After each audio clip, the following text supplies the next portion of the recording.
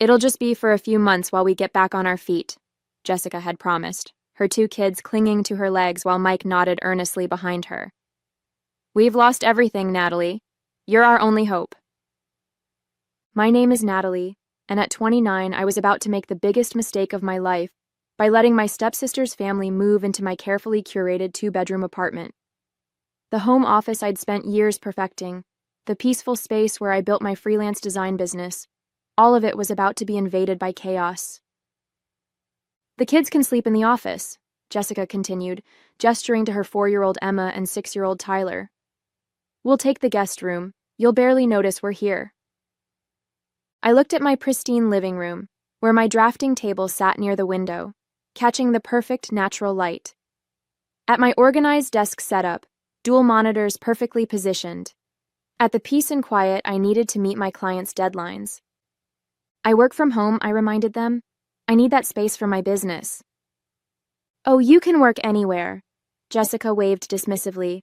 The kitchen table, your bedroom, it's not like you need a whole room just for drawing. I bit back a response about how graphic design was more than just drawing, how I'd built a successful business that paid for this apartment, how I'd carefully chosen this place for its perfect layout and lighting. But they were family. And they had nowhere else to go, or so they claimed. Their own place had been foreclosed on after months of missed payments, though they blamed the bank, the economy, their jobs. Everyone but themselves. It's temporary, Mike assured me, though something in his tone felt off. Just until we find new jobs and save up a deposit. I should have asked more questions about their plans, their timeline, their budget, about why they couldn't stay with Mike's family or Jessica's dad, my former stepfather who'd remarried and moved to Florida, about why they'd waited until the last possible moment to ask for help. Instead, I found myself saying yes. Because they were family. Because they had kids. Because Jessica had been crying about not wanting her children to be homeless. You're a lifesaver, Jessica hugged me, her designer perfume overwhelming. We'll be model house guests, I promise. 2 days later, they moved in with more belongings than should have been possible for people who'd lost everything. The kids immediately began running through my quiet apartment, their shrieking echoing off the walls. Mike sprawled on my couch asking about the Wi-Fi password and cable channels. And Jessica? She was already rearranging my kitchen cabinets to make them more functional. The first week was a preview of the nightmare to come. Every morning, I'd wake up to find my kitchen in complete disarray. Dishes piled high, food left out overnight, sticky spots on my pristine counters. Jessica claimed she was too exhausted to clean up after cooking for her family. My carefully organized refrigerator became a chaos of half-eaten leftovers and juice boxes. My specialized art supplies, which I kept in specific places for easy access during client calls, were constantly being moved or tidied away where I couldn't find them. The kids need space to do their homework, Jessica explained when I found my drafting table pushed into a corner, covered with coloring books and crushed crayons. You can work in your bedroom, right? My bedroom became my last refuge, but even that wasn't sacred. Jessica would barge in without knocking, usually while I was on client calls. The kids need quiet time, she'd whisper-shout, ushering Emma and Tyler into my personal space. Just watch them for an hour while Mike and I run errands. The errands always seemed to take 3 or 4 hours. Meanwhile, I'd try to maintain my professional composure on Zoom calls, while Emma drew on my walls and Tyler jumped on my bed. We're job hunting, Mike would say when they finally returned, though neither of them ever seemed to have actual interviews. They'd come back with shopping bags from the mall, or Jessica would have a fresh manicure. My grocery bills tripled. They never contributed, claiming they needed to save every penny for their new place. Yet somehow Jessica always had money for her weekly hair appointments and designer coffee runs. Family helps family, she'd say whenever I brought up expenses. Remember when our parents were married? We shared everything then. We hadn't shared everything. Jessica had taken everything just like she was doing now. She'd been 12 and I'd been 11 when our parents married, and those 3 years before her dad left my mom had been a preview of this exact dynamic. You're being dramatic, she said when I asked her to please stop reorganizing my art supplies. This is how normal families live. You're just not used to it because you live alone like a hermit. The word temporary started feeling like a joke. They made no effort to look for apartments. Every time I mentioned their plans, they had a new excuse. The rental market is so tough right now. We're waiting for the right opportunity. The kids are finally settled in. We can't uproot them again so soon. Meanwhile, my work suffered. Meeting deadlines became nearly impossible with constant interruptions and my workspace in chaos. Clients started noticing the decline in my productivity. My carefully built reputation was at risk. The breaking point came on a Tuesday afternoon. I'd gone to a coffee shop to meet a crucial deadline, the only way to get any work done lately. When I returned home 3 hours later, my living room had been completely transformed. My drafting table was gone, shoved into the apartment's storage unit without my permission. My dual monitor setup had been pushed against a wall, replaced by a giant toy organizational system. Bright plastic bins filled with the kids' toys dominated the space where I'd built my career. "Surprise!" Jessica beamed, gesturing at the chaos. "Now the kids have a proper play area. Much better use of the space, right?" I stood frozen in the doorway, my laptop bag sliding from my shoulder. "Where's my drafting table?" "Oh, we put that old thing in storage. You never really used it anyway. You're always working on your laptop these days." Because they'd taken over my workspace. Because I'd been forced to adapt to their invasion of my home. Because I'd been too nice to stand up for myself. "Those monitors are an eyesore," she continued, wrinkling her nose. "We should really—" "Don't touch my equipment." My voice came out sharper than I'd ever heard it. "This is my office, my workspace, my home." "Our home now," Mike called from the couch, not even looking up from his phone. "Family shares, right?" "The kids need space to play," Jessica insisted. "You can't expect them to be cooped up in one room all day. They're children. And I'm a working professional who needs her office. This apartment isn't a daycare center. It's my workplace." "You're being selfish," Jessica's voice took on that familiar wounded tone. "After everything we've done?" "Everything you've done? What exactly have you done except take over my home, disrupt my work, and disrespect my boundaries?" "We're family." "No, you're squatters. You haven't looked for jobs, haven't apartment hunted, haven't contributed a dime to expenses. You've just taken and taken and taken." Emma started crying at my raised voice. Jessica immediately scooped her up, giving me a look of pure martyrdom. "Now look what you've done. Come on, sweetie, let's get away from mean Aunt Natalie who doesn't want to share her toys." I watched them retreat to the guest room, their room now, apparently, and something inside me snapped. This wasn't sharing. This was invasion. This was theft of my space, my peace, my livelihood. That night, after they'd all gone to bed, I opened my laptop and started making plans. Over the next week, I executed my plan with the same precision I used in my design projects. First, I found a new apartment across town, a one-bedroom with a dedicated office nook and strict lease terms about overnight guests.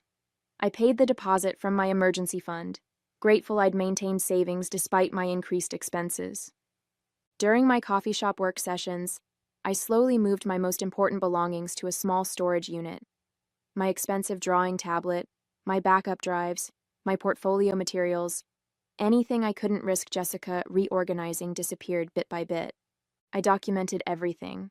Photos of my invaded workspace, screenshots of ignored texts about job hunting and apartment searching, lists of expenses they'd never contributed to. I even recorded Jessica's admission that they hadn't actually looked at any apartments because they were too comfortable in my place. My landlord was surprisingly understanding when I explained the situation. "They're not on the lease," he reminded me. "Technically, they're unauthorized occupants. I can have them removed." "Just don't renew my lease next month," I told him. "And maybe mention you'll be showing the apartment to new tenants." I arranged for my utilities to be disconnected the day after my planned departure. Not immediately. I wasn't cruel enough to leave the kids without power or water. But soon enough to force Jessica and Mike to finally take action. The hardest part was maintaining normalcy while I prepared. I endured Jessica's daily rearranging of my remaining belongings. I nodded through Mike's excuses about the job market. I even babysat one last time while they went apartment hunting, which, according to their Instagram stories, looked suspiciously like a day at the mall. "We really appreciate everything you've done," Jessica said that evening, sprawled on my couch with shopping bags at her feet. "You're such a good sister, letting us stay until we find the perfect place." "And when will that be?" I asked, watching her unpack new designer shoes. "Oh, you know how it is. These things take time. We can't just settle for any apartment. We have the children to think about." "Right?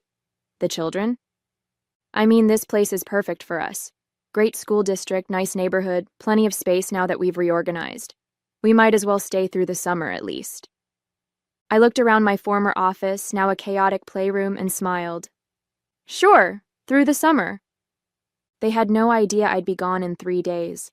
No idea that their comfortable invasion of my life was about to end. No idea that sometimes the best revenge isn't confrontation, it's careful planning. I moved on a Wednesday when everyone was out, Jessica at her salon appointment, Mike at his weekly networking lunch, which seemed to involve more beer than networking, and the kids at school. My new apartment was ready, the moving company efficient and quick.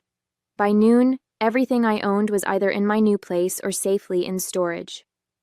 I left behind a detailed letter on the kitchen counter, along with copies of every expense they'd racked up during their stay. 3 months of grocery receipts, utility bills showing triple the normal usage, even estimates for repairing the walls Emma had decorated with markers. "Dear Jessica and Mike," I wrote, "by the time you read this, I'll be gone. My lease ends in 2 weeks, and I've informed the landlord I won't be renewing. The utilities will be disconnected next Tuesday. You have until then to find new arrangements. I've documented everything: your lack of job searching, your shopping sprees while claiming poverty, your destruction of my workspace. If you attempt to harass me or damage anything else in the apartment, all of this goes to the landlord and, if necessary, the police. The drafting table you put in storage, it's been moved to my new place. Along with everything else I own, what's left belongs to you, including responsibility for your own lives." I knew the fallout would be nuclear. Within hours of their return, my phone exploded with messages. Jessica: "How could you do this to us?" Mike: "Real nice, abandoning your family." Jessica: "The kids are crying. Are you happy now?" Mike: "You better tell us where you moved." Jessica: "Mom would be so ashamed of you." I blocked their numbers, then their social media accounts, then the flying monkeys, mutual acquaintances they'd recruited to guilt me. My new apartment felt like a sanctuary. My restored office set up a symbol of reclaimed independence. The next morning, my landlord called. "Your stepsister tried to claim tenants' rights," he said, sounding amused. I reminded her that unauthorized occupants have no rights, and she needs to be out before the utilities get disconnected. How did she take that? About as well as you'd expect. Lots of crying about family loyalty and homeless children. I told her she should have thought about that before taking advantage of yours. The guilt trips might have worked before. But sitting in my peaceful new home, my workspace restored to its proper setup, all I felt was relief. News of their reaction filtered back through family channels. They'd called everyone, spinning a tale of my cruelty and betrayal, how I'd abandoned them without warning, left them homeless, traumatized their children. But their story had holes, big ones. "If you were so desperate," my Aunt Susan asked them, "why did Jessica post about her weekly spa days? Why was Mike checking in at sports bars during job interviews?" Their social media history betrayed them. While claiming poverty, they documented 3 months of shopping sprees, salon visits, and long lunches, all while living rent-free in my apartment. My former stepfather called from Florida. "Jessica says you kicked them out without warning," he said. "That true?" "Check their messages to me from when they first moved in. It was supposed to be temporary while they got back on their feet. 3 months later, they hadn't even looked for apartments." "Sounds like Jessica," he sighed. "She's always expected others to solve her problems. Her mother and I spoiled her that way. 2 days before the utilities were set to be disconnected, reality finally hit them. My landlord reported they'd started packing, though not before Jessica tried one last manipulation tactic. She offered to pay rent going forward, he told me.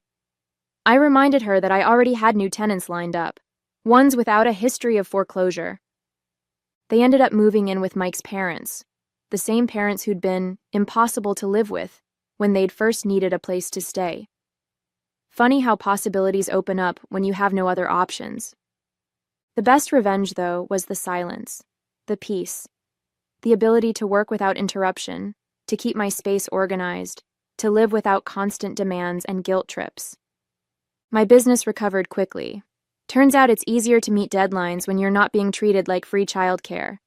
My clients noticed the improvement in my work, leading to new projects and referrals. A week after they moved out, Jessica made one last attempt to contact me through a mutual friend. She says they would have found their own place eventually, the friend reported, that you just needed to be patient and understanding. I was patient for 3 months, I replied. Understanding went out the window when they took over my office without permission. She also mentioned they might need a place to stay again soon. Mike's parents are being difficult about their living arrangements. I blocked that friend too. Part 3, Segment 1, 600 words. 6 months after my great escape, my business was thriving. The peace and quiet of my new apartment, combined with my restored professional workspace, allowed me to take on more clients and raise my rates. I'd even hired a virtual assistant to handle my growing workload.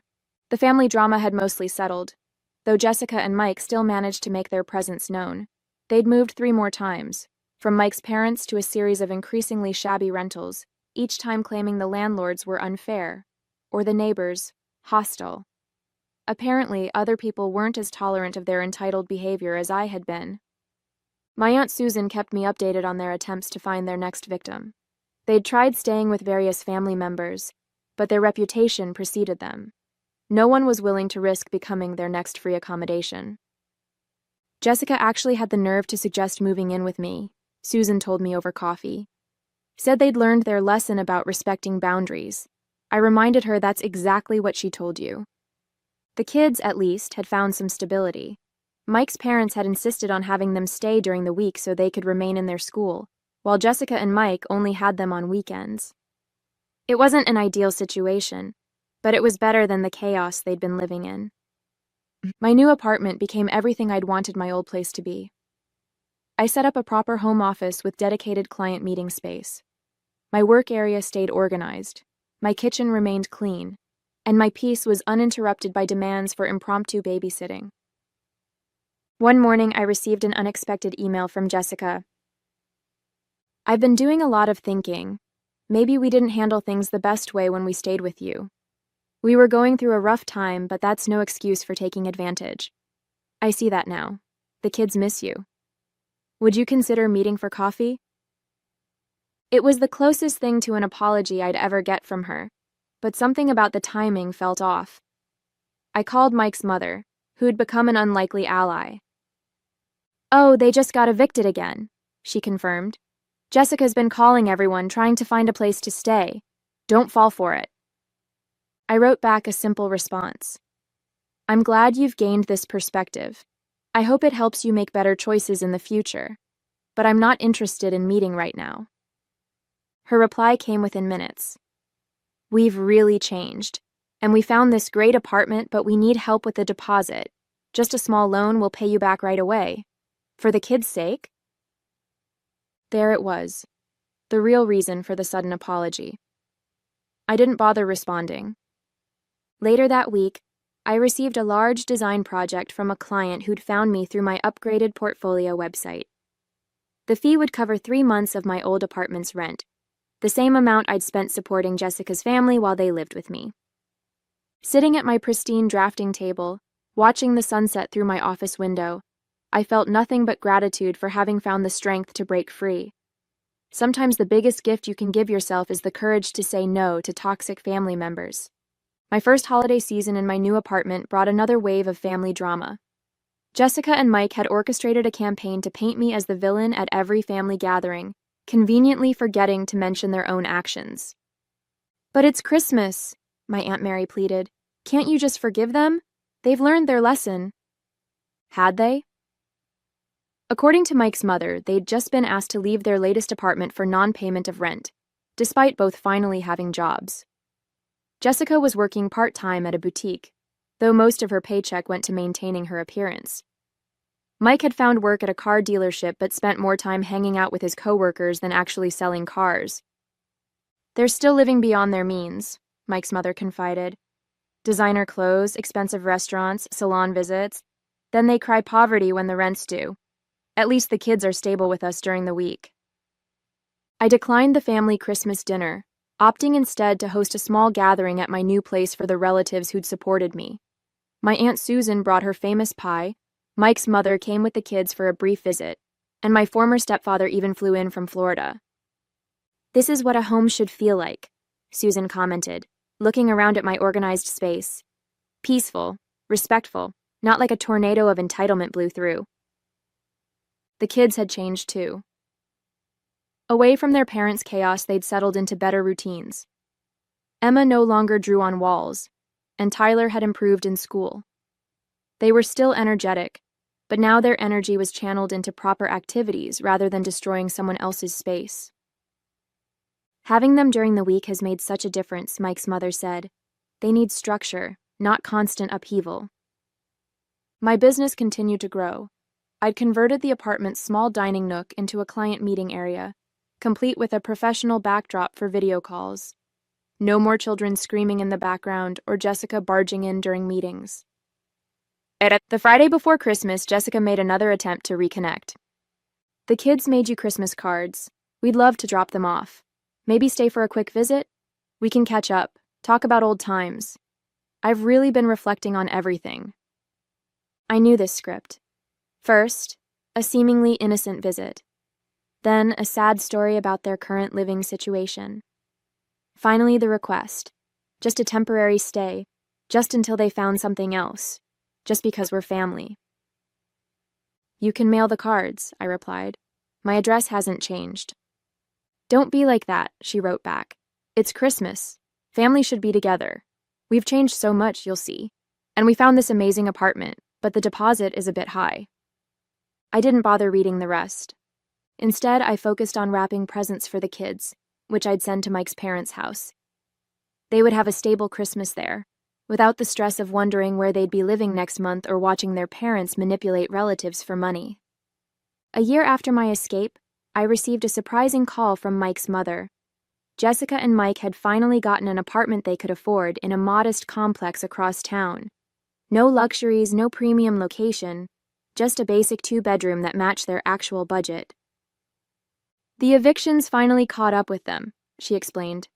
"No decent place would rent to them, so they had no choice but to live within their means. Sometimes hitting bottom is the only way people learn." The kids still spent weekdays with their grandparents, which had become a formal arrangement through family court. They visited my new apartment occasionally, always with their grandmother, never with Jessica and Mike. "Aunt Natalie's house is so quiet," Emma commented during one visit. "And clean." "That's because she takes care of her things," their grandmother explained pointedly, "and respects other people's space." My business had doubled in size.